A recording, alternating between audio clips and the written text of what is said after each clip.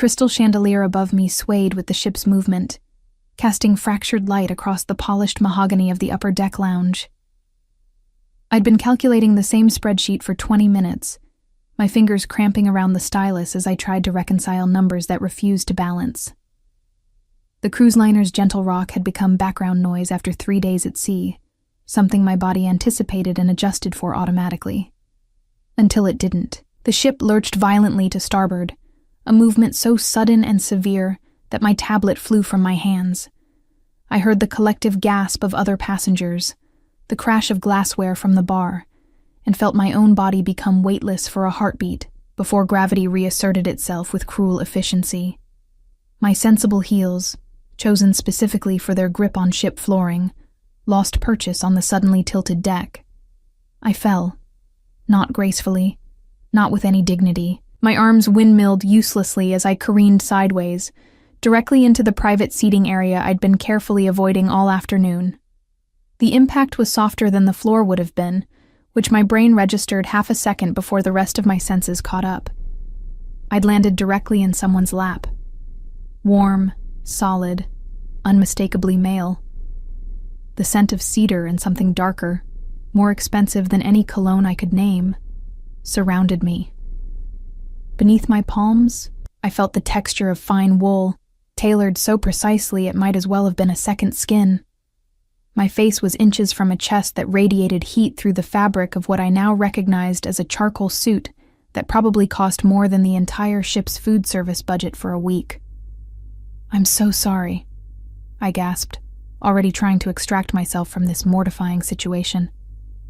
My professional reputation on this ship depended on being competent, invisible, the financial consultant who solved problems without creating them. Landing in a first-class passenger's lap was decidedly not part of that image. But the hands that settled on my waist weren't pushing me away. They were steady, almost possessive, holding me in place with a firmness that sent an unexpected shiver down my spine. "Stay there a little longer." The voice was low, accented with something Mediterranean I couldn't quite place, and carried the kind of authority that made my automatic apology die in my throat. I looked up, finally, and met eyes the color of espresso, dark and assessing, set in a face that belonged on Renaissance sculptures. Sharp jawline, olive skin, black hair swept back with casual precision. He was older than me, maybe early 40s, with the kind of face that had seen things, done things, and remained unbothered by all of it. "The ship is still settling," he continued, his thumbs making small circles against the fabric of my conservative blazer. "Wait until it's safe." It was a reasonable statement, logical even. The ship was still correcting from whatever wave or current had caused the violent tilt. Around us, other passengers were picking up dropped items, checking on companions, laughing nervously at the unexpected excitement. The bartender was sweeping up broken glass with practiced efficiency. But logic had nothing to do with why I remained frozen in this stranger's lap. My heart hammering against my ribs in a rhythm that had nothing to do with the fall and everything to do with the way he was looking at me. Like he was reading a balance sheet and finding the numbers infinitely more interesting than he'd expected. "Helena?" Eduarda's voice cut through the moment like an auditor finding a discrepancy. My colleague appeared at my elbow, her auburn hair slightly disheveled from the ship's movement, concern written across her freckled face. "Are you hurt?" The stranger's hands loosened, but didn't disappear entirely. One remained at my waist as I finally, awkwardly, extracted myself and stood. My legs felt unsteady, though whether from the ship or from the encounter, I couldn't say. "I'm fine," I managed, smoothing down my skirt with hands that wanted to shake. "Just clumsy. Hardly clumsy when the ship decides to dance," the man said, rising with fluid grace. Standing, he was taller than I'd expected, broad-shouldered in a way that suggested regular physical activity rather than gym vanity. He extended a hand, formal now, as if we hadn't just been intimately entangled. "Balthazar Suarez." His handshake was firm, brief, and left my palm tingling. I noticed the watch then, visible beneath his cuff. I didn't recognize the brand, but I recognized value when I saw it. The kind of timepiece that showed up in estate auctions with 5-figure minimum bids. Helena, I replied, deliberately omitting my surname. Something about this man made me want to maintain boundaries, to keep some part of myself separate from whatever this was. I really am sorry about... Don't be. His smile was slight, more suggestion than expression, but it transformed his face from merely handsome to dangerously compelling. It's been the most interesting thing to happen since we left port. Eduarda cleared her throat, a sound I recognized as her diplomatic intervention signal. Helena, Edmundo needs us in the business center. The Carvalho portfolio has some questions about the fund allocations. Of course. I bent to retrieve my tablet from where it had skidded across the floor, grateful for the excuse to break eye contact with Baltazar Soares. When I straightened, he was still watching me, that same assessing look that made me feel like he was calculating something I couldn't see. Perhaps we'll meet again, he said. It's a small ship. Perhaps, I echoed, though every professional instinct I possessed was screaming at me to avoid this man for the remaining 4 days of the cruise. There was something about him, something that went beyond mere attraction. A sense of danger, of complexity, of waters far deeper than I was equipped to navigate. Eduarda linked her arm through mine as we walked away, her voice low. Do you know who that is? Should I? She waited until we were well out of earshot, steering me toward the elevator that would take us to the ship's business center on Deck 7. That's Baltazar Soares. I overheard the purser talking about him yesterday. He owns the Aurora casino chain, those high-end places in Monaco, Singapore, Macau. I frowned, pulling up mental files of investment portfolios I'd reviewed. Aurora isn't publicly traded. Exactly. Eduarda's expression was troubled. Word is he keeps it private for a reason, the kind of reason that involves very specific clientele and very specific services that exist in legal gray areas. My stomach tightened. I'd spent my entire career in legitimate finance, building a reputation for ethical consulting, for finding ways to maximize returns without crossing lines. The world Eduarda was describing existed parallel to mine, close enough to touch, but carefully avoided by anyone with sense. Then I'll make sure our paths don't cross again, I said firmly, though my waist still felt warm where his hands had rested. The business center was a glass-walled office space overlooking the ocean, currently occupied by Edmundo Vieira, the ship's senior hospitality manager, and a man I didn't recognize.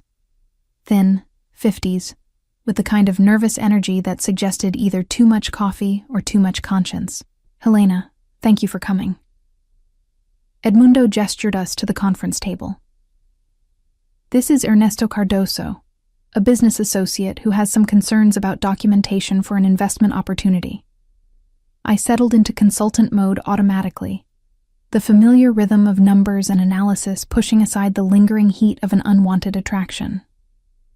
Ernesto slid a folder across the table, and I opened it to find a prospectus for a hotel development project in the Algarve region. The numbers looked solid on the surface. Projected returns in the reasonable range for hospitality ventures, risk assessments that seemed appropriately conservative. But something nagged at me as I scanned the documentation.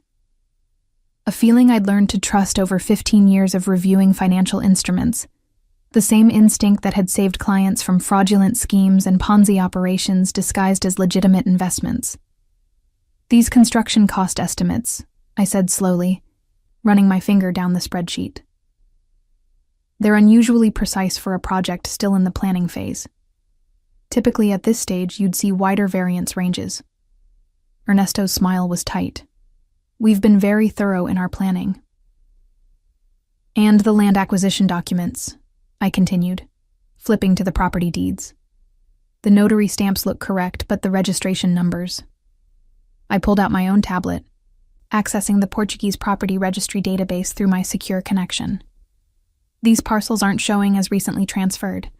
In fact, They're still listed under the original family trust that's owned them for 40 years. The silence in the room grew heavy. Ernesto's nervous energy transformed into something harder, more focused. Perhaps there's a delay in the registry updating. Perhaps, I agreed, my tone professional but unmoved. Or perhaps someone is trying to sell property rights they don't actually possess. Edmundo's face had gone carefully neutral, the expression of a man trying to determine which side of a situation was safer. Eduarda, to her credit, simply pulled out her own tablet and began cross-referencing the documents with her usual methodical precision. "I think we're done here," Ernesto said abruptly, reaching for the folder. "Clearly, this isn't the right venue for this investment." "Clearly," I agreed, making no move to stop him as he gathered his materials and left, his departure marked by an underlying current of threat that made the hair on the back of my neck rise. After he was gone, Edmundo let out a long breath. "That man is connected to Baltazar Suarez. They're business partners in several ventures." The name sent an unwelcome jolt through me. Then perhaps someone should warn Mr. Suarez that his partner is circulating fraudulent documents. "Perhaps," Edmundo said carefully. "Someone already has. And perhaps that's why Mr. Suarez is on this particular cruise, at this particular time." I met his eyes, understanding blooming. "He's investigating his own partner." I couldn't possibly comment on passenger business. Edmundo's tone was diplomatic, but his message was clear. "However, I would note that financial consultants with your particular expertise might find themselves with unexpected opportunities to do what they do best." After he left, Eduarda turned to me with a mixture of concern and excitement. "Helena, you can't seriously be considering getting involved with whatever this is. These aren't the kind of people who operate in our world." She was right. Everything about this situation screamed danger, complexity, the kind of entanglement that could destroy the careful, ethical career I'd built. Baltazar Suarez was not a client I should want. His world was not one I should enter. But I thought about those dark eyes, that assessing gaze, the way his hands had felt steady and certain when the world tilted beneath me. I thought about Ernesto's fraudulent documents, the attempt to steal using forgery and deception, the kind of financial crime I'd spent my career fighting. "I'm going to think about it," I said finally. That evening, I stood on my balcony, watching the sun set over the Mediterranean in shades of amber and rose. The ship had stabilized, its gentle rock now familiar and almost comforting. 4 more days at sea before we reached Barcelona. 4 more days in close quarters with a man who made me feel unsteady in ways that had nothing to do with ocean swells. A soft knock at my cabin door interrupted my thoughts. I found Eduarda standing there, holding a cream-colored envelope with my name written in bold, masculine handwriting. "This was just delivered to the purser's desk for you," she said, curiosity written across her face. Inside was a single card, heavy stock, expensive. The message was brief. "Dinner, 8 o'clock, the captain's table. We have much to discuss regarding mutual interests. B.S. Not a request, not quite a command. Something in between, carrying the same authority as that voice telling me to stay in his lap a little longer. I should decline, should maintain my professional boundaries, my ethical standards, my carefully constructed life that had no room for dangerous men with espresso eyes and Mediterranean accents. Instead, I found myself opening my closet, considering what one wore to dinner with a man who owned casinos and commanded rooms with his presence alone. My hand landed on a navy dress, elegant but not provocative, professional but with enough sophistication to hold my own in whatever game this was becoming. Because I was going. Against every logical instinct, every professional warning, I was walking directly into deep water with a man who might drown me. But first, I was going to make him work for every step. The captain's table occupied a private alcove on the uppermost dining deck, separated from the main restaurant by frosted glass panels etched with nautical designs. I arrived exactly on time, a small power play that said I respected punctuality but wouldn't arrive early and wait for him like some nervous supplicant. Balthazar was already there. He rose as I approached, and I noted the precision of the movement, the way he tracked my progress across the room with the focus of someone accustomed to gathering information from observation. Tonight he wore black, a suit that absorbed light rather than reflecting it, making his olive skin and dark eyes even more striking by contrast. Helena. My name and his accent carried weights I couldn't decipher. Thank you for accepting my invitation. Your invitation didn't leave much room for refusal, I replied, allowing him to pull out my chair. The courtesy felt anachronistic, a gesture from another era that somehow fit him perfectly. Would you have preferred a refusal to be an option? He settled across from me, and I caught the ghost of amusement in his expression. I had the impression you were a woman who appreciated directness. A server appeared with wine, a vintage I didn't recognize, but that probably cost more than my monthly salary. I waited until we were alone again before responding. I appreciate honesty, I corrected. Directness without honesty is just manipulation with better packaging. Something flickered in those dark eyes. Surprise, perhaps, or recognition. Then let me be both direct and honest. I know what happened this afternoon with Ernesto Cardoso. I know you identified the fraudulent property documents in under 5 minutes. I need someone with your skills. I took a sip of wine, using the moment to steady myself. The vintage was complex, layered, the kind of thing that revealed new dimensions with each taste. Like the man across from me. What makes you think I'd be interested in working with someone in your particular line of business? Because despite what you may have heard about my enterprises, I operate within legal boundaries. Gray areas, perhaps, but never black. And because someone is trying to destroy what I've built using the exact kind of fraud you've spent your career fighting. The server returned with our first course, some delicate construction of seafood and microgreens that looked like edible art. I waited until we were alone again. Ernesto Cardoso is your business partner. Was, Balthazar corrected, though he doesn't know it yet. We've been partners for 12 years. He helped me build Aurora from a single casino in Macau to a network spanning 3 continents. I trusted him with financial operations, with expansion planning, with access to documents and accounts that could bury me if used incorrectly. And he's using them incorrectly. Balthazar's jaw tightened, the first crack in his controlled facade.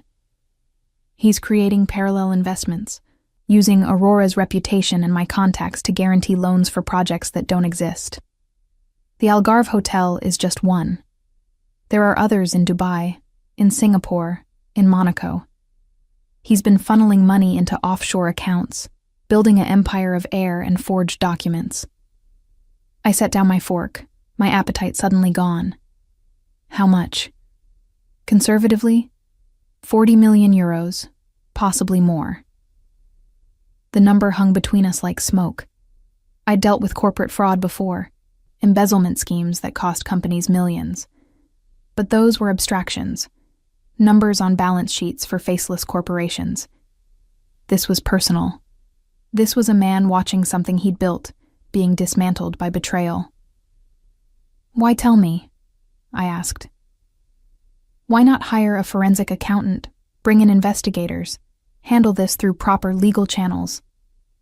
Balthazar leaned back, his expression hardening into something colder. Because Ernesto has connections. Judges, officials, people who owe him favors or fear his influence. If I move through traditional channels, he'll know before the ink dries on the complaint. He'll disappear with the money, leaving me to untangle the legal mess while my reputation crumbles and my investors flee. So you want me to help you build a case quietly? I want you to help me destroy him completely. The words were soft, almost gentle, which made them more chilling. I want every fraudulent document exposed, every forged signature highlighted, every stolen euro traced back to his accounts. I want him to have nowhere to run, No one to turn to, nothing left but the consequences of his choices. I should have been appalled, should have recognized the vindictiveness in his words, the darkness that went beyond simple justice. Instead, I found myself calculating timelines, considering methodologies, my mind already mapping out the forensic trail needed to build an airtight case. "I work alone," I said finally. "I won't participate in anything illegal, and I maintain complete control over the investigation. If I find evidence, I decide how and when it's used." Baltazar's smile was slow, dangerous, satisfied. "Agreed. And when this is over, we're done. No further entanglement, no ongoing obligations." Of course. But the way he said it, the slight emphasis on the word, suggested he didn't believe that any more than I did. We finished dinner discussing logistics. He would arrange access to Aurora's financial records, providing passwords and encryption keys for digital files, physical access to document archives stored in a secure facility in Monaco. I would need 3 days, maybe 4, to complete a preliminary analysis. "The ship docks in Barcelona in 4 days," I noted. "That doesn't leave much time. Then we'll continue in Monaco. I own a property there, plenty of space, complete privacy. You can work without interruption." Every professional instinct screamed warnings. Going to Monaco, to his property, crossing that line from shipboard consultation to something more intimate, more dangerous. But the challenge called to something deeper than professional curiosity. The puzzle of it, the complexity, the way numbers could reveal truth when everything else was lies. "I'll think about it," I said, though we both knew what my answer would be. Baltazar walked me back to my cabin, a courtesy that felt more like possession the way his hand rested at the small of my back, guiding me through corridors I knew perfectly well. At my door, he paused, standing close enough that I caught that cedar scent again, warm and intoxicating. "You're not what I expected," he said quietly. "What did you expect?" "Someone more, pliable, someone who would be impressed by money and power enough to ask fewer questions." I met his eyes steadily. "Then you invited the wrong consultant." "No." His hand came up, fingers brushing my jaw with unexpected gentleness. "I invited exactly the right one." The kiss, when it came, was inevitable as gravity. His mouth found mine with the same precision he brought to everything else, confident, but not demanding. An invitation, rather than a conquest. I felt myself lean into it, my hands finding the lapels of his jacket, holding on as the world tilted again. When we pulled apart, my breath was unsteady. His wasn't. "Good night, Helena," he said, his voice rougher than before. "Think about Monaco." He left me there, my lips still burning, my heart racing with something that had nothing to do with financial fraud, and everything to do with the way he'd looked at me like I was a puzzle he intended to solve. Inside my cabin, I found Eduarda sitting on my bed, laptop open, expression grim. "I've been researching Baltazar Suarez," she said without preamble. "Helena, this man isn't just a casino owner. He's connected to families in Italy, Sicily, people who don't show up in normal business registries. The Aurora casinos cater to clients who launder money through high-stakes games, who use his properties for meetings that never appear on any official schedule." "He operates in gray areas," I said, echoing his own words. "Not black. The difference is semantic when you're the one caught in the middle." Eduarda closed her laptop. "I'm your friend. I'm telling you this is dangerous. Whatever he's offering you, it's not worth it." I thought about Ernesto's fraudulent documents, about 40 million euros stolen through deception. I thought about Baltazar's hands on my waist, steady when the world moved beneath me. I thought about the kiss that still lingered on my lips.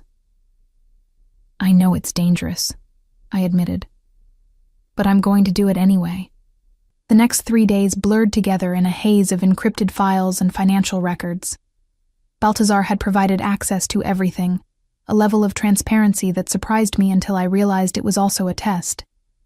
He was letting me see the full scope of his operations, trusting me with information that could destroy him as surely as Ernesto's fraud.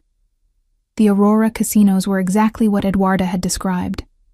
Legitimate on the surface, profitable businesses that paid taxes and employed hundreds.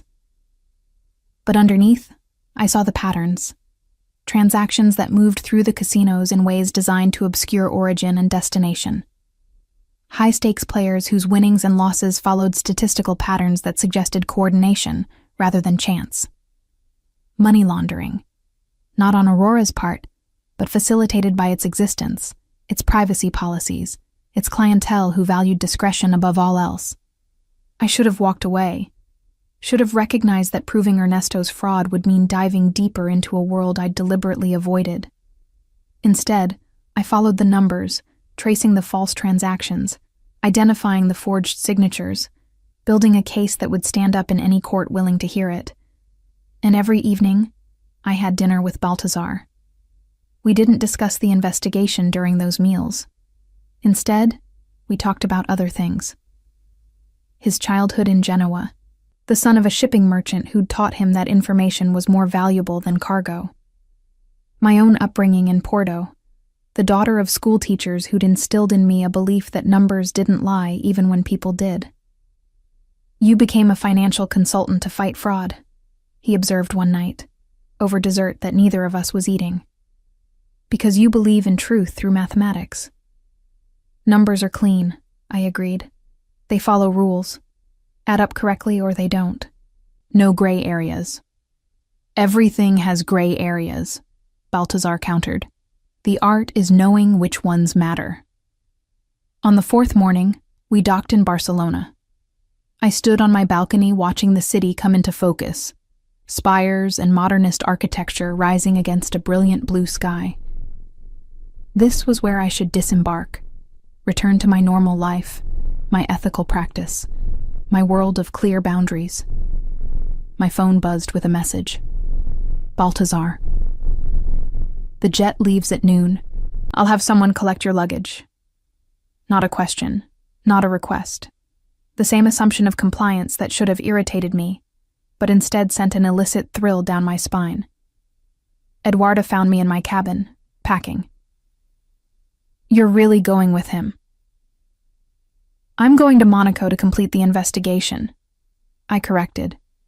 "It's a professional engagement." "Helena?"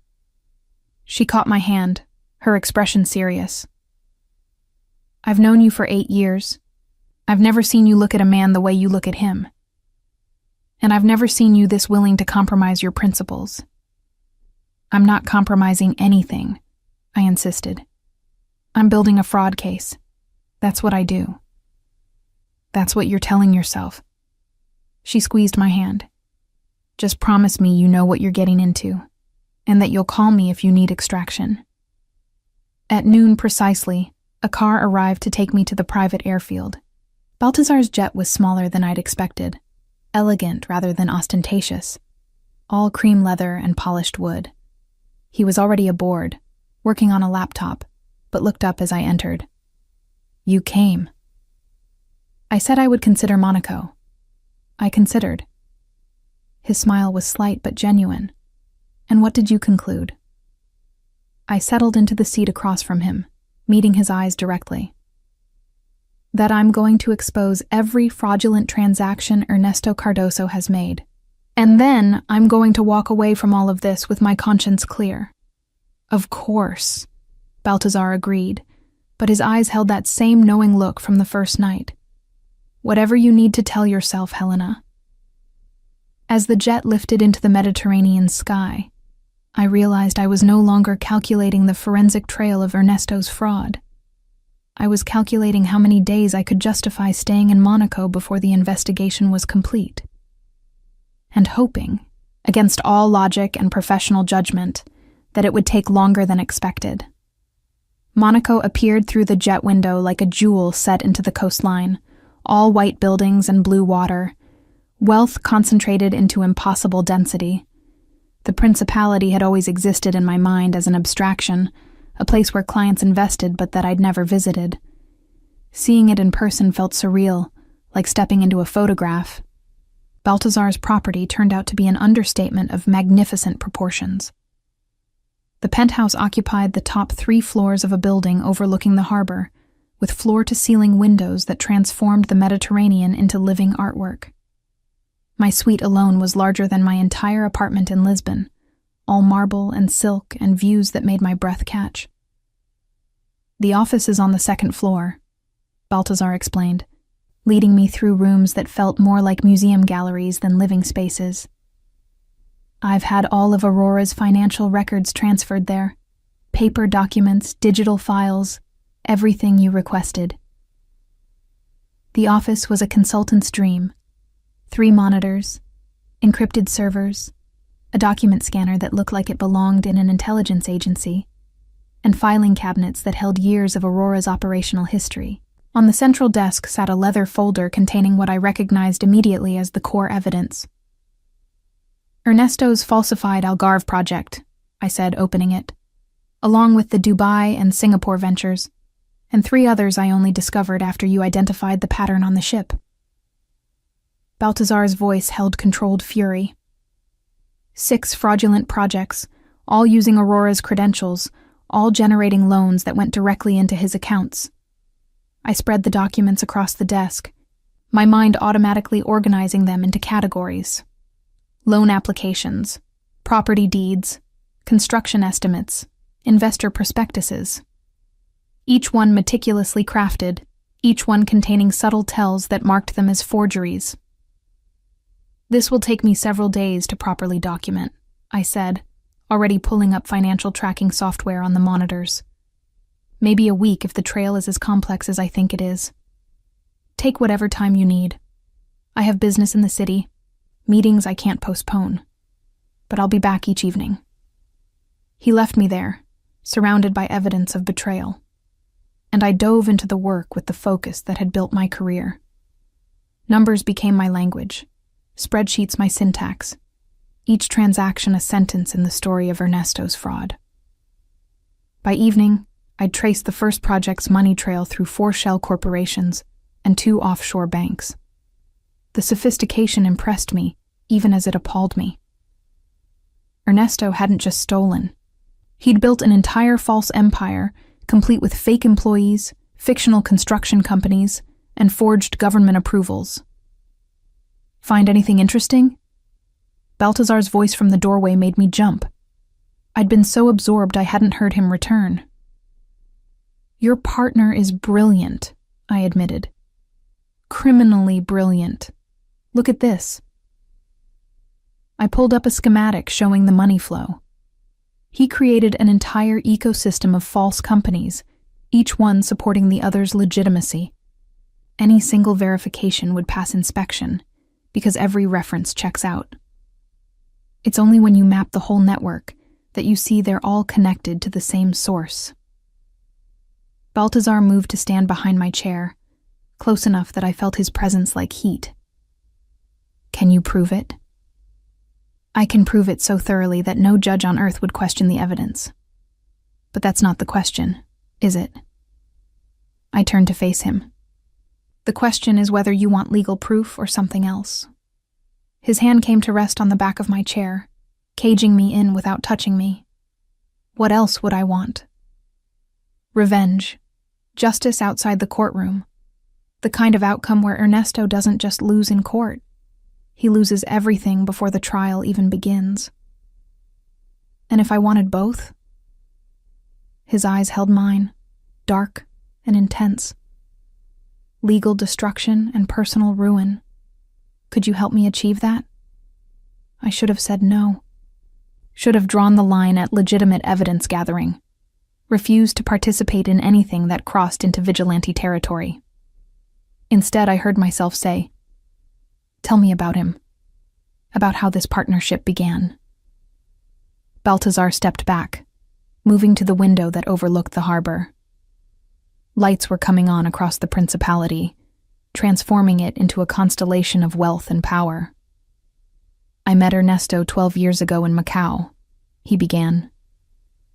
I was 30, trying to build my first casino with capital I'd scraped together through shipping investments.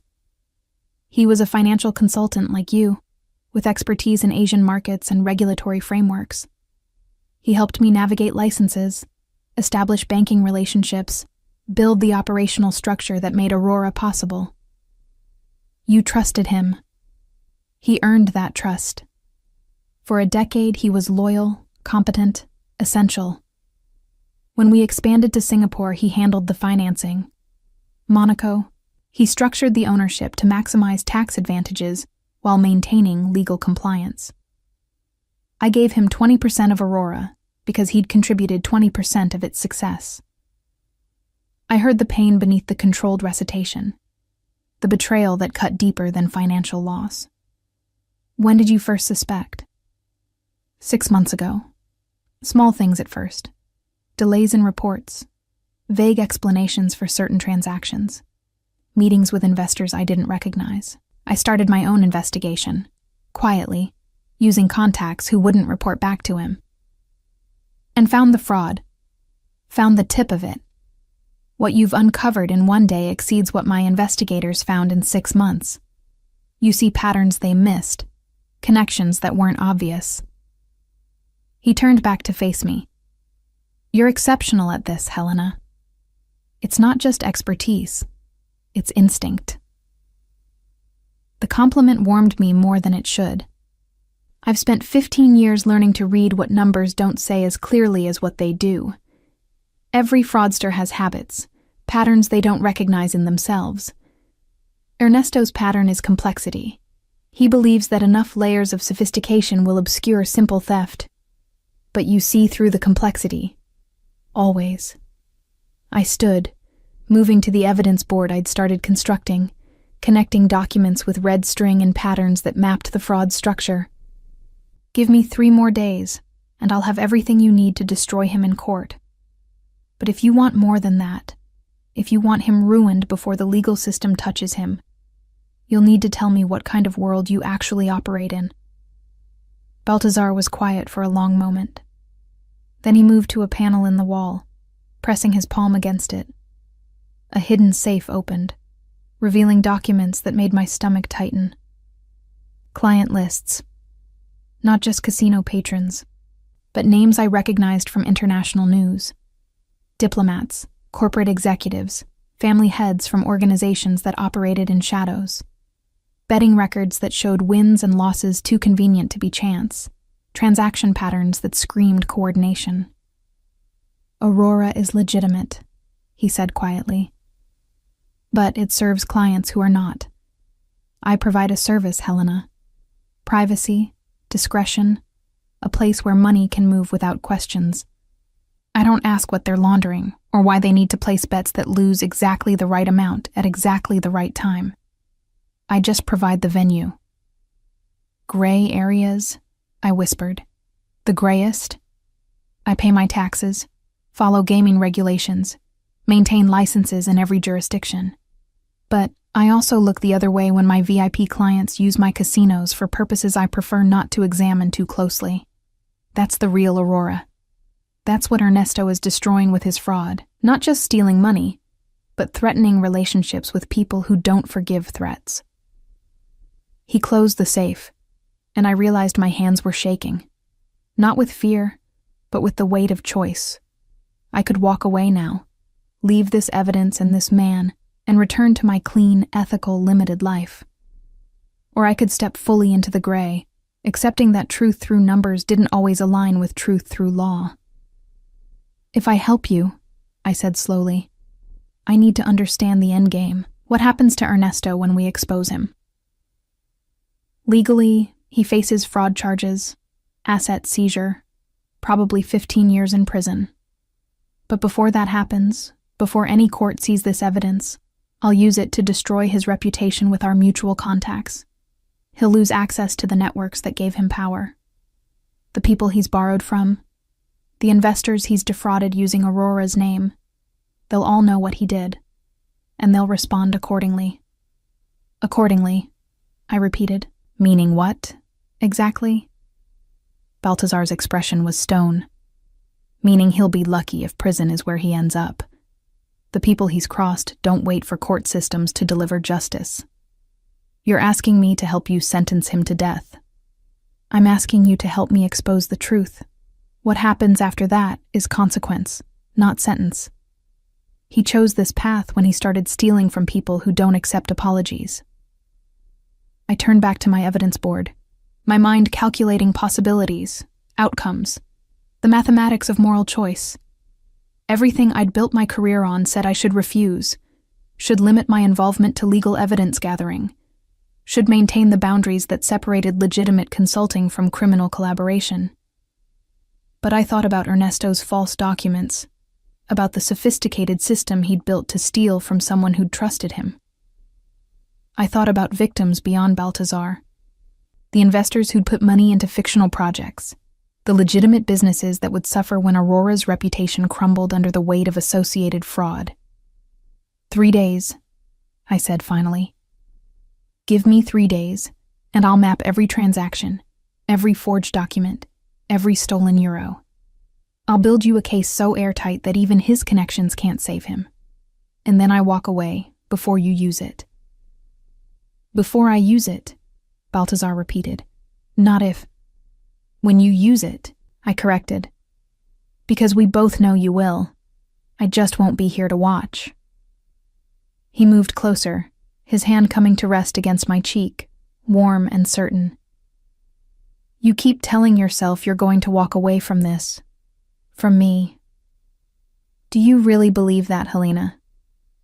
I should have stepped back, should have maintained professional distance. Instead, I leaned into his touch, my eyes closing for a heartbeat. I have to believe it. Because the alternative is admitting that I'm willing to compromise everything I've built for a man I barely know. You know me. His thumb traced my jawline. Maybe not my history or my business, but you know me. The way I know you. We recognized something in each other on that ship. Something that goes deeper than profession or ethics. Danger, I whispered. We recognized danger. No. His lips brushed my temple, soft and devastating. We recognized possibility. The kiss that followed was different from the one on the ship. That had been exploration, testing boundaries. This was claiming, a statement of intent that left no room for pretense. His hands slid into my hair, tilting my head back as his mouth moved over mine with focused intensity, and I responded with an abandon that should have terrified me. When we finally pulled apart, my professional facade was in tatters. I clung to his shoulders, breathing hard, my carefully constructed boundaries in ruins around us. This is insane, I managed. Probably. He didn't sound concerned. But you're still going to help me destroy Ernesto. And then you're going to try to convince yourself that you're walking away. And I'm going to prove to you that you won't. That sounds like a challenge. His smile was dangerous, promising. Everything with you is a challenge. That's why I can't let you go. He left me in the office, my lips burning and my resolve crumbling, surrounded by evidence of fraud and the growing certainty that I was falling into something far more complex than a financial investigation. I worked until 3 a.m, mapping transaction trails and documenting forgeries, my mind seeking refuge in the clean logic of numbers, even as my body remembered the heat of Baltazar's kiss.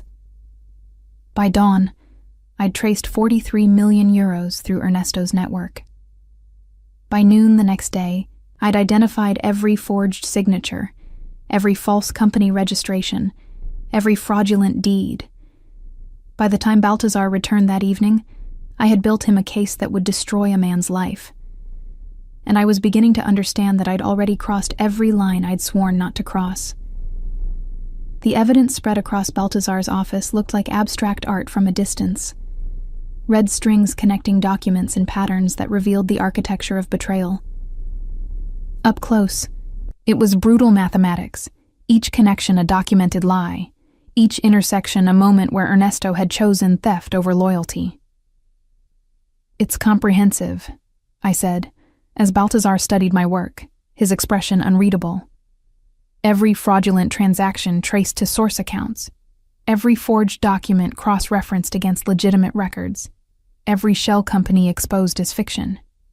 A competent prosecutor could get a conviction with half of this. "But you've given me all of it." He moved closer to the board, his fingers tracing one of the red strings. "This company here, Meridian Holdings, you've connected it to 6 different projects. Meridian is the linchpin. Ernesto created it 5 years ago, slowly building its paper legitimacy, so it could serve as guarantor for the later frauds. If you collapse Meridian publicly, if you expose it as a shell, every project it touched becomes immediately suspect. His entire false empire crumbles in sequence." Baltazar turned to me, something like admiration in his dark eyes. "You're not just exposing fraud, you're designing his complete destruction. You asked for thoroughness." I kept my voice professional, though my heart was racing. "This is what thorough looks like." He studied me for a long moment, and I felt that assessing gaze like physical touch. "You've changed your mind about walking away." "I haven't decided anything." "Liar." But his tone held warmth, not accusation. "You're already calculating how this plays out, what happens after Ernesto falls. You're too intelligent not to see where this leads." Where it led was terrifying and intoxicating in equal measure. I'd spent 3 days in Monaco, 3 days where the boundaries between professional investigation and personal involvement had blurred into non-existence. Baltazar and I had fallen into a rhythm, working together during the day, sharing meals in the evening, conversations that ranged from Aurora's operations to my own history and financial consulting. And every night, he kissed me with increasing intensity before leaving me at my suite door, a studied restraint that drove me to distraction. "What I see," I said carefully, "is that when this evidence goes public, you'll need to distance yourself from the fallout. Aurora's reputation will take damage regardless of how thoroughly you separate yourself from Ernesto's fraud. You'll need someone who can manage the financial narrative, someone clients trust to verify that the casinos themselves are clean. Someone like you. I'm saying there's a legitimate consulting role here after the investigation concludes. Short-term, 3 to 6 months, helping you rebuild credibility with investors and regulatory bodies." Baltazar's smile was slow, dangerous. "Is that what you're telling yourself this is? A consulting opportunity?" Before I could answer, his phone buzzed. He glanced at it, and his expression shuddered into something harder. "Ernesto is in Monaco. He's requested a meeting." My stomach tightened. He knows. He suspects, which means we need to move faster than I'd planned. Baltazar was already moving, pulling up files on his laptop. "I'm meeting him tomorrow afternoon at the Aurora Monte Carlo. I want you there." That's not wise. If he sees me, he needs to see you, needs to understand that his careful fraud has been completely unraveled by someone smarter than him. Baltazar's voice held an edge I recognized, the controlled fury that had been building through days of examining betrayal. "I want him to know exactly how thoroughly he's lost before I destroy him." The vindictiveness should have bothered me more than it did. Instead, I found myself nodding. "What do you need from me?" "Bring the Meridian documentation, the shell company evidence, the forged signatures, the traced transactions. I want you to present it to him directly, professionally, the way you would to any client. Let him see the scope of what you've uncovered." "And then?" "Then I use it to make sure he understands the consequences. Not just legal charges, Helena. The people he's defrauded using Aurora's name, they're already asking questions. When they see this evidence, when they understand how completely he's played them." He left the sentence unfinished, but the implication was clear. That night, I couldn't sleep. I stood on my suite's balcony, watching Monaco's lights reflect off dark water, my mind circling through possibilities and consequences. Tomorrow I would step fully into Baltazar's world, would participate in a confrontation that went beyond professional ethics into something more personal, more dangerous. I should call Eduarda, should ask for that extraction she'd offered. Instead, I found myself thinking about Baltazar's hands on my waist, his voice telling me to stay a little longer, the way he looked at me like I was a puzzle he'd solved and still wanted to keep studying. Can't sleep either. His voice from the doorway made me turn. He'd changed from his suit into dark slacks and a white shirt, unbuttoned at the collar, more relaxed than I'd seen him. I saw your light was still on. Nervous about tomorrow. I gestured for him to join me on the balcony. This is different from building a case in private. This is confrontation. You've confronted fraud before, presented evidence to clients who didn't want to hear it. Never like this, never with stakes that include. I trailed off, unsure how to finish. Violence, Baltazar supplied. Because you know that's what waits for Ernesto once this evidence circulates. People he's stolen from, they won't wait for court systems. I know. The admission felt like confession. And I'm still helping you do this. What does that make me? He moved closer, his hand finding mine on the balcony railing. Human. Flawed. Someone who believes in justice even when it comes through imperfect channels. Or someone who's compromising everything she believes for a man she's known for a week. Is that what you think this is? His fingers threaded through mine, warm and certain. A week of attraction making you abandon your principles? Isn't it? No. He turned me to face him, his free hand coming to rest against my cheek. This is you recognizing that the world has more dimensions than you allowed yourself to see. That sometimes the people operating in gray areas are fighting the same battles you are, just with different weapons. You're not fighting battles, I countered. You're running casinos that launder money for criminals. I provide a service. What my clients do with that service, the money they move, the purposes they serve, that's not my responsibility to police. But when someone uses my business to commit fraud, to steal from people under my protection, to threaten relationships I've spent years building. His jaw tightened. That I take personally. That I destroy. I should have been appalled by the cold calculation in his voice. Instead, I felt myself drawn closer, my free hand finding the open collar of his shirt. And what am I to you?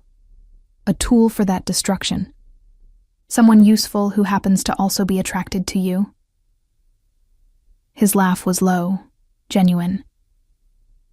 You're many things, Helena. But tool isn't one of them.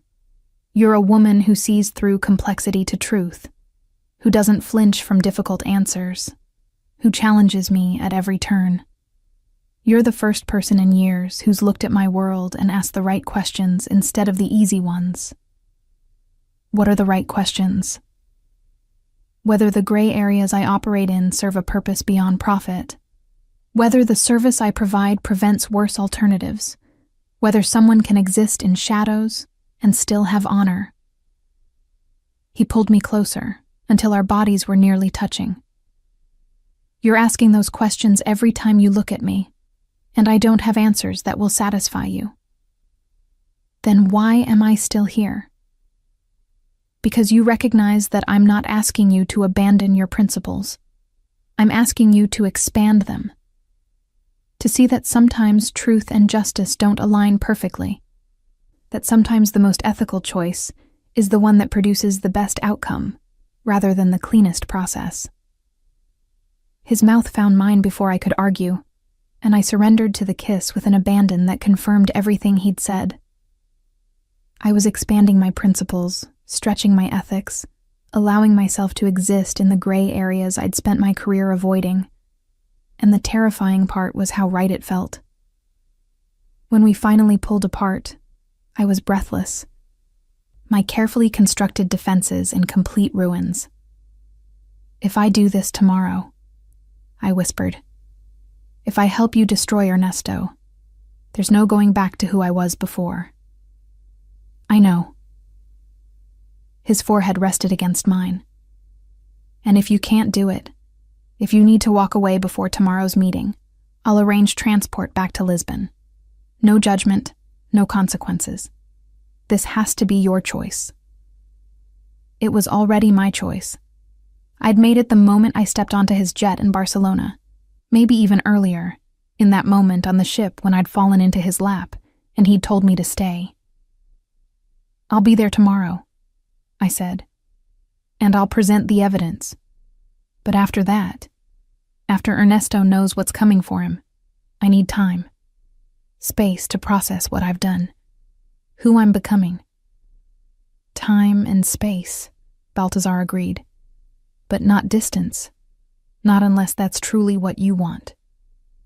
He kissed me once more, soft and devastating, then left me alone on the balcony with my thoughts and the growing certainty that I'd crossed every line I'd sworn not to cross, and that I'd cross them again, without hesitation, if it meant staying in his orbit. The next day dawned clear and bright, Monaco gleaming under Mediterranean sun. I dressed carefully, choosing a charcoal suit that projected authority and competence, my armor against the coming confrontation.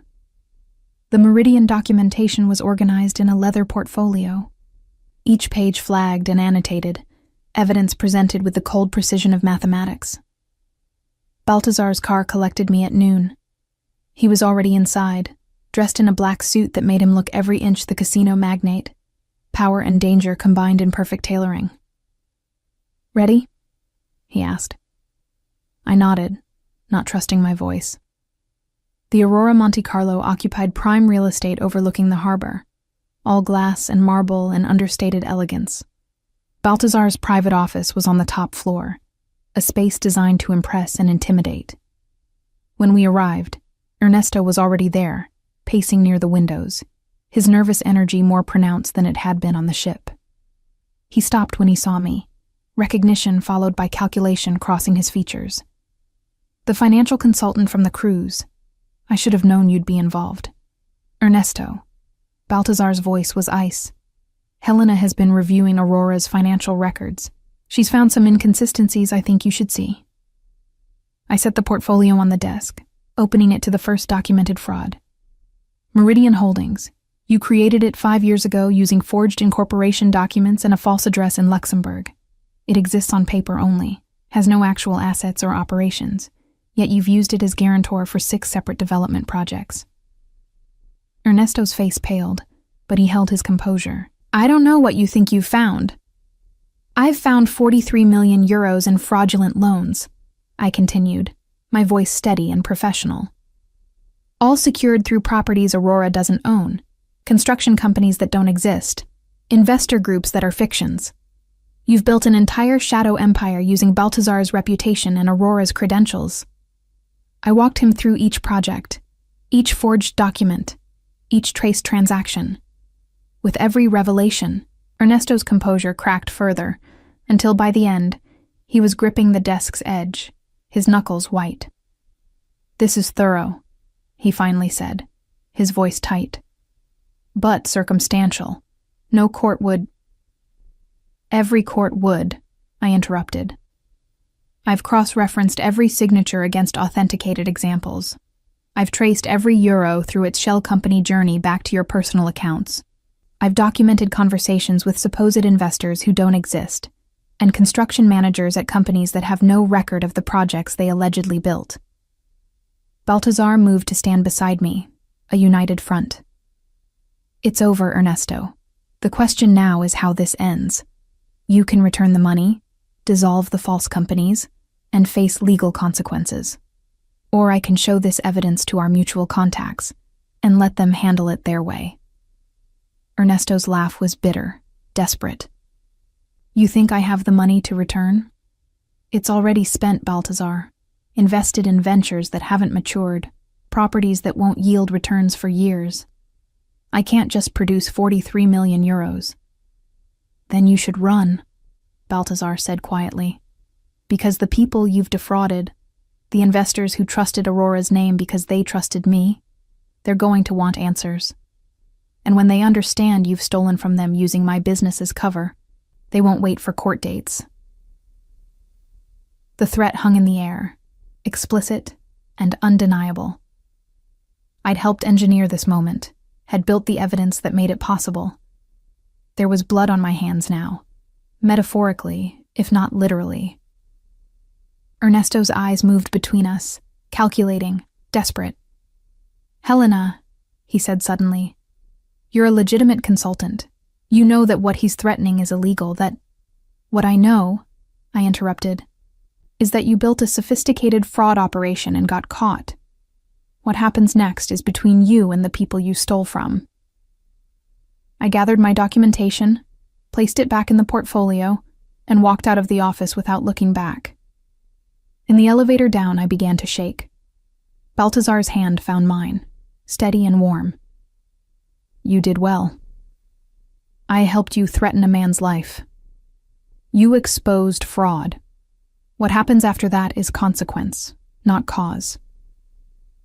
The distinction felt semantic, philosophical rather than real.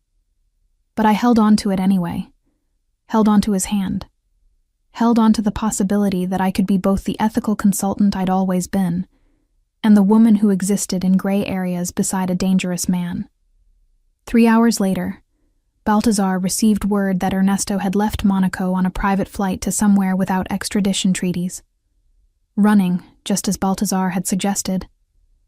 But running wouldn't save him from the people he'd defrauded. We both knew that. I was in my suite packing when Baltazar appeared in my doorway. "You're leaving. I need time to process this, what I did today, what it means." I continued folding clothes with mechanical precision. "You said I could have space. I'm taking it. And after? After you've processed and thought and convinced yourself that you're walking away from all this?" I met his eyes. This man who'd unraveled my certainties in a week. "I don't know." He crossed the room, his hands framing my face with a gentleness that contrasted with everything else about him. "Then let me tell you what I know. You'll go back to Lisbon, to your clean ethical practice. You'll take legitimate clients and build straightforward cases, and you'll be bored senseless within a month. Maybe boredom is what I need." "Maybe," he agreed. "Or maybe you've finally found work that challenges you, that uses everything you're capable of instead of the safe subset you've allowed yourself. Maybe you've found someone who sees all of you, not just the parts that fit comfortable categories." His kiss was soft, questioning, a request rather than demand. I answered it by pulling him closer, by allowing myself this moment before I left, before I tried to reconstruct the boundaries he'd demolished. 3 months, I whispered against his mouth. "Give me 3 months to see if I can go back to who I was, and if I can't." "I'll be waiting," he promised. "In Monaco, building something legitimate alongside Aurora. A hotel venture, actually clean, that would benefit from a financial consultant with your expertise. Tempting me with honest work. Tempting you with possibility. With a future where you don't have to choose between your principles and your potential." He left me there, and I finished packing with tears on my cheeks that I couldn't fully explain. The next morning, I flew back to Lisbon, to my quiet apartment and organized life, and began the longest 3 months of my existence. Lisbon greeted me with autumn rain and familiar routines. I returned to my small consulting practice, to clients whose greatest drama involved disputed expense reports and optimistic revenue projections. My apartment felt smaller than I remembered, its careful organization now seeming more like constraint than comfort. Eduarda met me for coffee 3 days after my return, her expression carefully neutral. "You look different." I looked tired. I stirred sugar into my espresso with mechanical precision. It was intense work, the Aurora investigation. "Helena."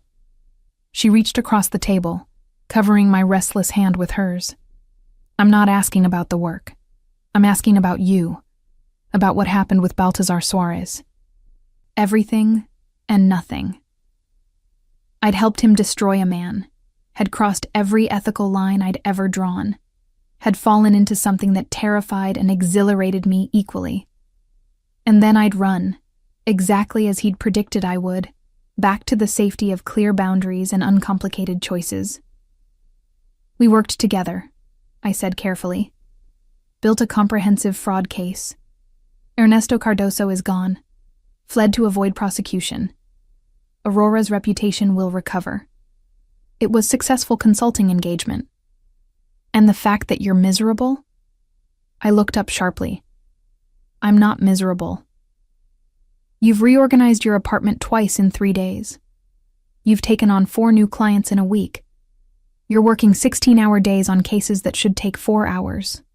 You're drowning yourself in uncomplicated work because anything else reminds you of what you left behind in Monaco. The accuracy of her observation stung.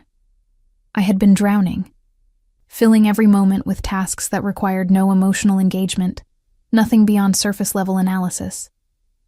My practice had never been busier or more tedious. He offered me a position, I admitted quietly. Consulting work on a legitimate hotel development project. Clean, ethical, the kind of work I've always done, just with better compensation and more complex scope. But you turned it down. I needed space to think about what happened, about who I became while I was there. Eduardo was quiet for a moment, studying me with the perception that came from 8 years of friendship. Helena, I've known you since graduate school. I've watched you build this practice from nothing, seen you turn down lucrative positions because they compromised your values. You're the most ethical consultant I know. So when you tell me you need to think about who you became, I have to ask, was it someone worse or someone more complete? The question haunted me through the following weeks. I threw myself into work, took morning runs along the Tagus, reorganized my filing system for the 3rd time, did everything possible to avoid examining what Eduarda had identified. But Monaco lingered. In the quality of coffee I'd grown accustomed to, in the efficiency of document systems I'd designed in Baltazar's office, in the way I now saw patterns in financial reports that I'd previously missed. My time there had sharpened my skills, expanded my perspective, made me better at the work I'd always done. And I missed him. Missed the way he challenged my assumptions, the conversations that ranged beyond professional boundaries, the intensity of his focus when he looked at me like I was a puzzle worth solving. He didn't contact me directly, respected the space I'd requested with the same precision he brought to everything else. But I tracked Aurora's recovery through industry publications, saw the careful restructuring of partnerships, the strategic distance from Ernesto's fraud. Baltazar was rebuilding, exactly as we'd planned. 2 months into my self-imposed exile, a courier delivered a package to my office. Inside was a prospectus for a hotel development project in Portofino, Italy. The numbers were solid, projections reasonable, risk assessments appropriately conservative. Everything a legitimate hospitality venture should be. Clipped to the front page was a handwritten note in Baltazar's bold script. For when you finish thinking, the position remains available. B.S. I studied the prospectus with professional focus, analyzing cash flow projections, examining construction timelines, verifying contractor credentials. It was clean, completely, thoroughly legitimate.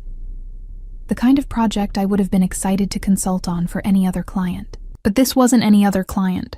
This was Baltazar, offering me a way back into his world through the front door, with clean hands and clear conscience. I set the prospectus aside and tried to forget about it. 3 weeks later, I was reviewing a client's quarterly reports when my phone rang. Unknown number, Monaco area code. Helena Reynolds, I answered professionally. Ms. Reynolds. A woman's voice, crisp and efficient. My name is Andrea Monti. I'm the project manager for the Portofino hotel development. Mr. Soares suggested I contact you regarding the financial consulting position. My heart hammered against my ribs. I haven't accepted any position. I understand you're still considering. However, I wanted to make contact and offer to answer any questions about the project's scope, timeline, or operational structure. Mr. Suarez has been very clear that this is a legitimate business venture and that he wants a consultant who will maintain the highest ethical standards. We talked for 20 minutes. Andrea was knowledgeable, professional, clearly competent in hospitality development. The project sounded genuinely exciting, the kind of complex challenge that would use my full skill set rather than the fraction I currently employed. I'll think about it, I said finally. Of course. Though I should mention we're hoping to bring someone on board within the next month. The financing is already secured, and we'd like the consultant in place before construction begins. After she hung up, I sat staring at my organized office, my uncomplicated client list, my safe, ethical, increasingly empty life. Eduarda's words echoed. Was it someone worse or someone more complete? That evening, I did something I'd been avoiding for 3 months. I pulled out the evidence files from the Ernesto investigation, the documentation I'd kept copies of despite knowing I should probably destroy them. I studied my own work with the critical eye I brought to everything. The analysis was brilliant, some of the best fraud detection I'd ever done. I'd traced patterns no one else had identified, connected dots that seemed unconnectable, built a case that was both comprehensive and airtight. I'd been exceptional in Monaco, not despite the gray areas, but because of them. The high stakes, the complex motivations, the need to see beyond simple right and wrong to larger patterns of justice and consequence, all of it had pushed me to operate at a level I'd never reached in conventional consulting, and I'd been happier, more engaged, more alive. The realization settled over me with the weight of inevitability. I could stay in Lisbon, could continue building a practice that was successful and ethical, and fundamentally unsatisfying. Or I could accept that my time in Monaco had shown me what I was truly capable of, had introduced me to work that challenged everything I had to offer. And to a man who saw all of me, not just the safe parts. I picked up my phone and dialed before I could second-guess the decision. Baltazar Suarez. His voice sent a shiver down my spine. It's Helena. Silence.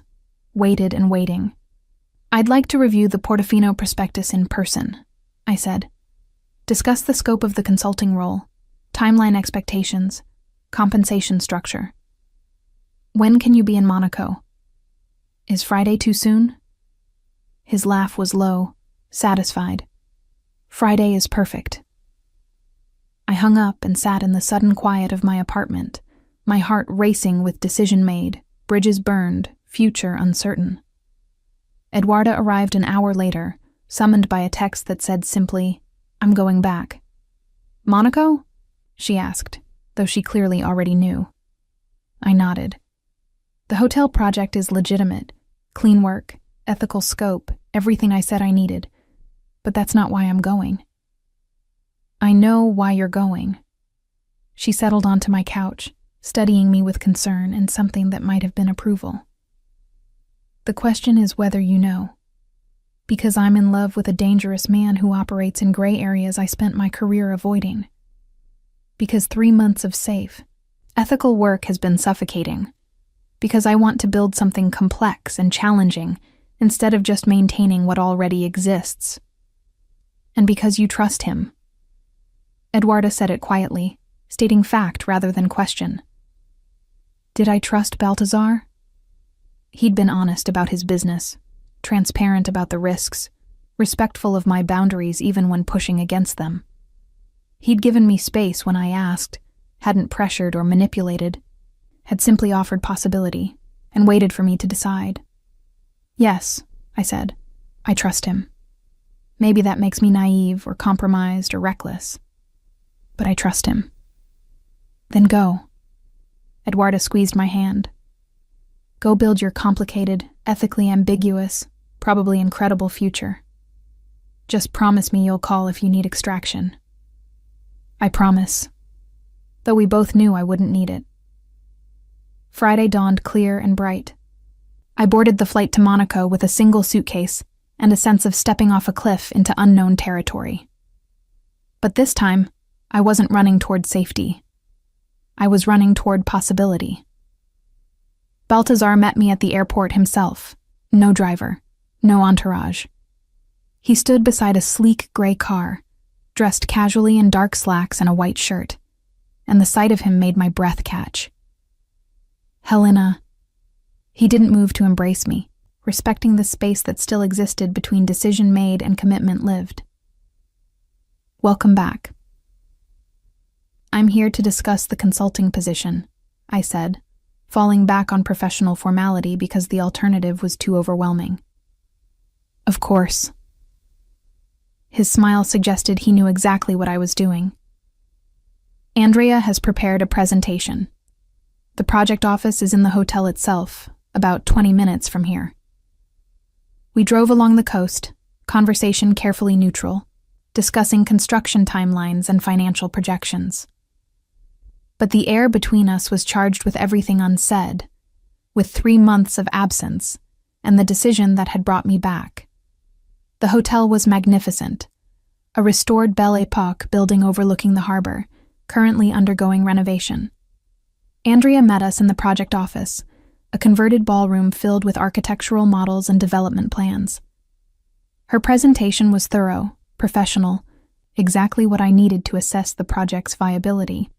The numbers were solid, the timeline realistic, the scope challenging but achievable. It was everything a legitimate consulting engagement should be. Questions? Andrea asked after finishing. I had dozens, all of them professional, all of them easily addressed. But the real question remained unasked, the one that had nothing to do with hotel development and everything to do with the man who'd created this opportunity. I'd like to discuss compensation and terms with Mr. Soares privately, I said.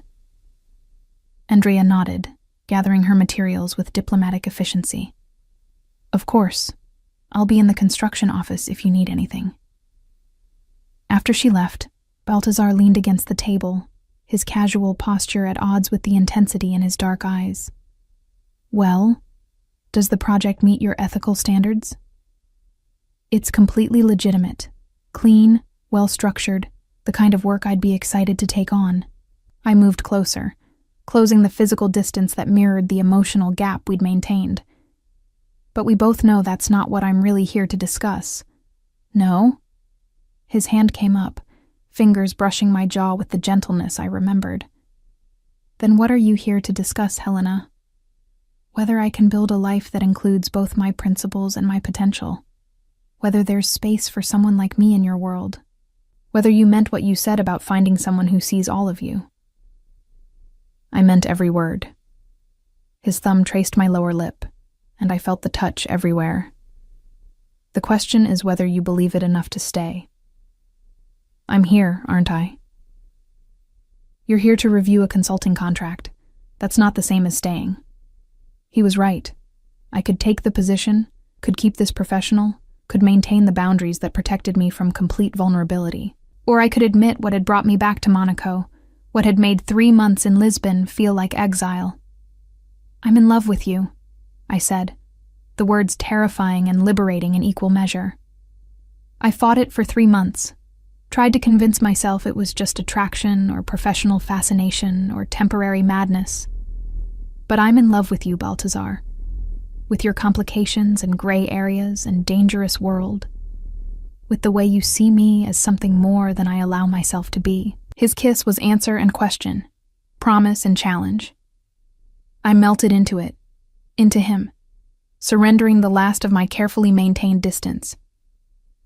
When we finally pulled apart, his forehead rested against mine. I fell first, he said quietly.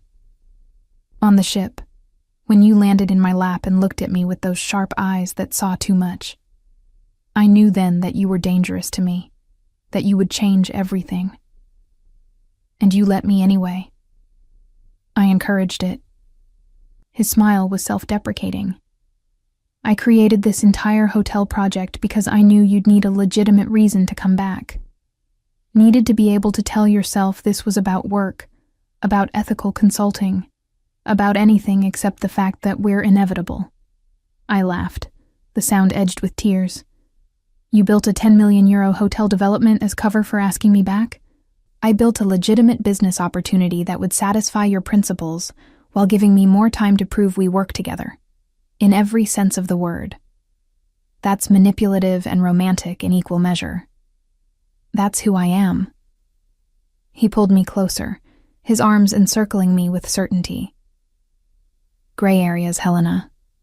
I told you that on the first night. Everything with me exists in gray areas. But I promise you this. I will never lie to you. Never hide my world from you. Never ask you to compromise your core values for my benefit. Just expand my definition of what those values allow. Exactly. I stayed in Monaco, took the consulting position, moved into an apartment near the project office, threw myself into the hotel development with the focus it deserved. The work was challenging, complex, everything I'd been missing in Lisbon. And every evening, I had dinner with Baltazar, conversations that continued to expand my understanding of his world, of the gray areas where legitimate business and shadow operations overlapped without ever quite touching. 3 months became 6. 6 became a year. The hotel project progressed. My consulting expanded to other Aurora ventures, all of them legitimate, all of them operating within legal bounds while serving clients who existed in shadows. I learned to navigate that world, to see the distinctions between service and complicity, between providing opportunity and endorsing activity. I learned that Baltazar was exactly what he'd claimed, a man who operated in gray areas, but with clear personal code. And I learned that I could love him without losing myself, could expand my principles without abandoning them. The gray areas, it turned out, had room for both of us. 5 years after I fell into Baltazar's lap on a cruise ship, I stood in the lobby of our 10th hotel, watching sunlight stream through restored Belle Epoque windows and thinking about inevitability. The Portofino property had been just the beginning. After its success, we'd expanded throughout Italy, then into Greece, Croatia, Montenegro. Each hotel a restoration of historic properties, each one financially sound and ethically clean. My consulting had evolved into partnership, my temporary position into permanent investment, and my relationship with Baltazar had evolved from something dangerous and uncertain into something that felt like destiny. Nervous? His voice at my shoulder still sent a shiver down my spine, even after 5 years of hearing it daily. About the opening? No. The hotel is perfect. The numbers are solid. We're booked through next spring. I turned to face him, this man who'd unraveled my certainties and rebuilt them into something stronger. About your speech? Moderately terrified. He laughed, the sound genuine and warm. At 47, Baltazar had changed in subtle ways, silver threaded through his dark hair now, lines around his eyes that came from laughter more often than stress. The Aurora casinos still existed, still operated in their gray areas, but he'd gradually shifted focus to the hotels, to legitimate ventures that didn't require looking the other way. Because of me, he claimed. Because I'd shown him that building something clean could be just as satisfying as maintaining something complex. The speech is simple, he said, his hand finding the small of my back in a gesture that had become habit. Thank the investors, praise the restoration team, celebrate the partnership that made all this possible. And by partnership, you mean? Us. His eyes held mine, dark and certain. Always us, Helena. The opening ceremony was magnificent. Local officials, investors, hospitality industry leaders, all gathered in the hotel's renovated grand ballroom. I stood to the side as Baltazar took the microphone, watching him command the room with the same natural authority he brought to everything. He thanked the appropriate people, praised the restoration work, outlined the hotel's commitment to preserving history while providing modern luxury, all the expected elements of an opening speech. Then he paused, his eyes finding mine across the room. But there's one person I haven't properly thanked," he continued, his voice carrying that slight accent that still made my heart race. "The woman who transformed this venture from business opportunity into passion project, who brought ethical rigor and financial brilliance to every property we've developed, who expanded my understanding of what success could mean." I felt heat rise to my face as attention shifted to me. Helena Reynolds joined this project 5 years ago as a consultant. She's become my business partner, my closest advisor, and the reason these hotels exist as they do, clean and legitimate, and built to last generations. He set down the microphone and crossed the room to where I stood, taking my hand in his. "She's also the woman I fell in love with on a cruise ship, though it took me years to admit it properly." The room had gone silent, every eye on us. This was not a standard opening speech.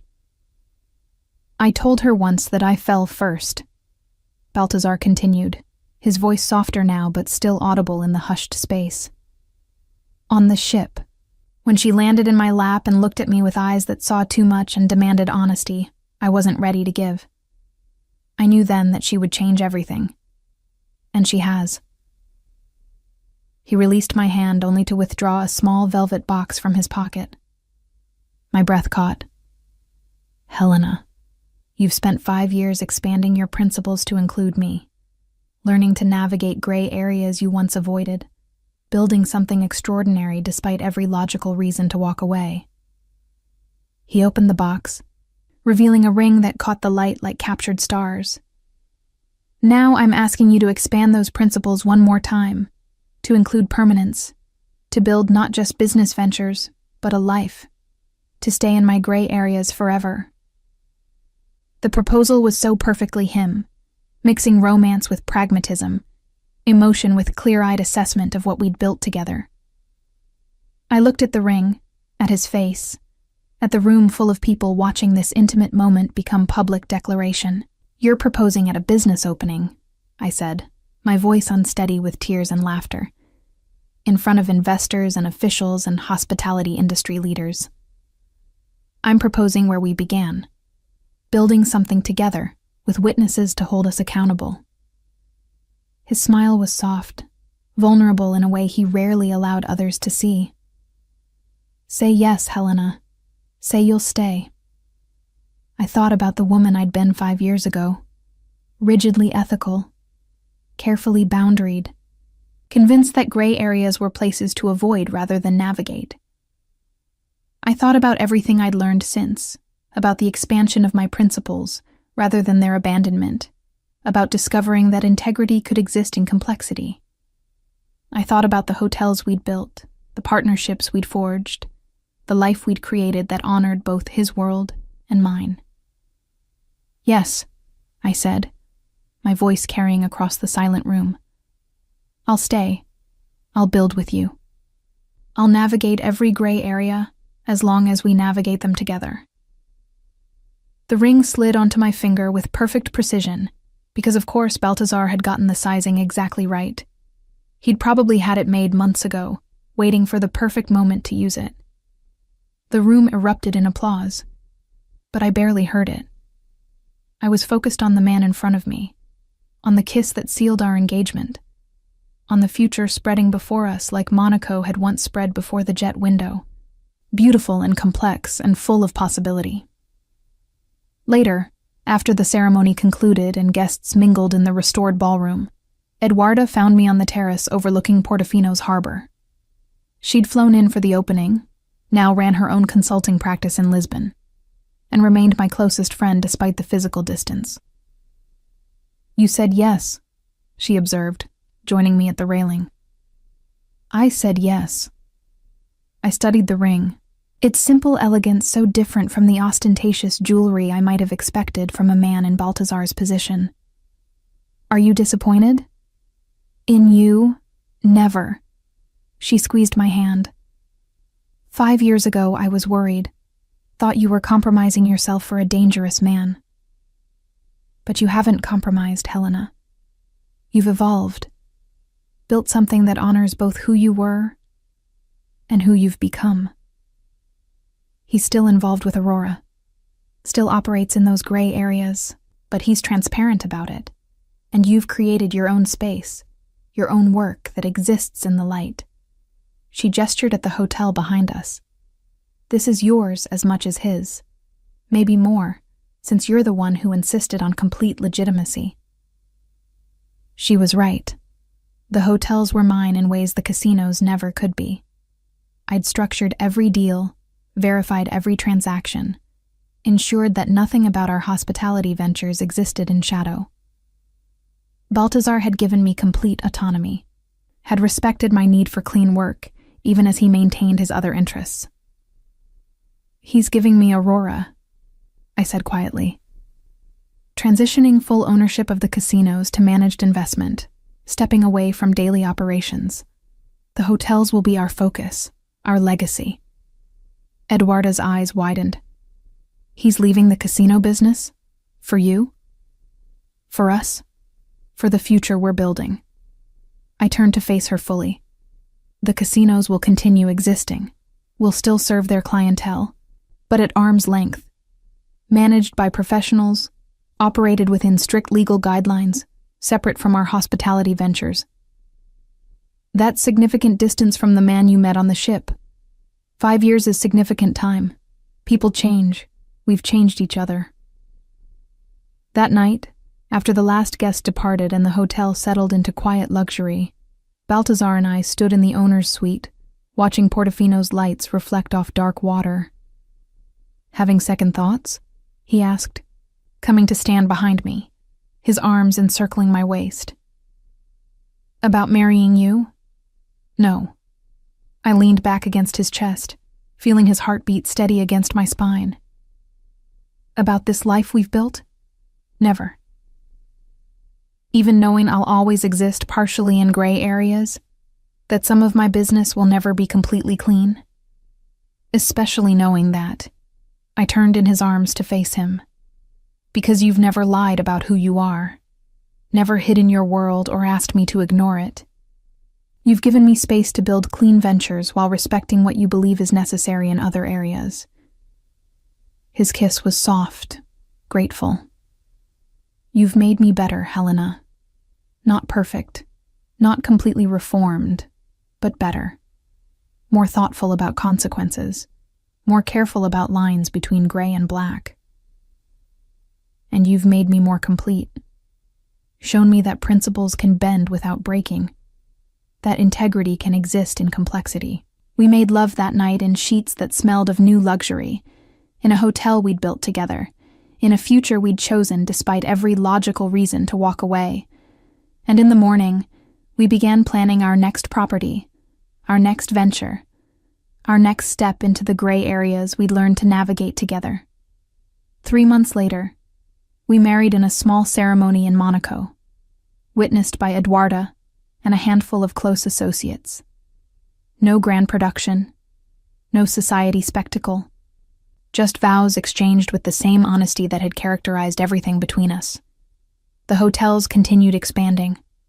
12 properties by our second anniversary, 15 by the 5th. Each one a testament to what could be built when someone from the light partnered with someone from shadows, when principles expanded rather than abandoned, when gray areas became space for growth rather than compromise. Aurora transitioned exactly as Baltazar promised, moving to managed operations that maintained profitability while removing him from daily involvement. He consulted occasionally, maintained relationships with key clients, but his focus shifted to the legitimate empire we were building together. And I discovered that the woman I'd become, the one who could love a complicated man while maintaining her core integrity, was more satisfied than the rigid consultant I'd been before. The gray areas had room for both of us, had space for clean work and complex relationships, for principled decisions and pragmatic flexibility. 7 years after I fell into Baltazar's lap, we stood together at the opening of our 20th hotel, this one in Dubrovnik, looking out over the Adriatic and talking about expansion into Spain, Portugal, the markets I knew from my early consulting days. Ambitious, I observed, reviewing the preliminary numbers he'd prepared. Always. His hand found mine, fingers intertwining in a gesture as natural as breathing. But we've built something that can support that ambition, something clean and sustainable and completely ours. Ours. The word that defined everything we'd created. Not his world or mine, but ours, forged from compromise and expansion, from love that survived complexity, and principles that bent without breaking. That evening, as we celebrated another successful opening, another property added to our growing portfolio, I thought about the consultant I'd been on that cruise ship. Rigid, boundaried, convinced that clear lines separated right from wrong, ethical from corrupt, light from shadow. I thought about how Baltazar had challenged those certainties, had shown me that gray areas weren't spaces to avoid, but to navigate thoughtfully. That integrity could exist in complexity, that principles could expand to encompass more dimensions than I'd allowed myself to see, and I thought about the future spreading before us, full of hotels to build, and ventures to launch, and gray areas to navigate together. No regrets? Baltazar asked, appearing at my side with champagne, his eyes reflecting the question seriously. I looked at the ring on my finger, at the hotel we'd built, at the life we'd created from impossible beginnings. Not one, I said, meaning it completely. Not a single one, because I discovered that falling into Baltazar's lap hadn't been an accident. It had been the beginning of understanding that the most important things in life exist in gray areas, in spaces between certainty and doubt, in the complexity that comes from loving someone who challenges everything you thought you knew about yourself. And that staying there, in those gray areas, building something extraordinary despite the complications, was the most principled choice I'd ever made. We raised our glasses to the future, to the next hotel, to the next 20 years of navigating complexity together, to gray areas that had become home,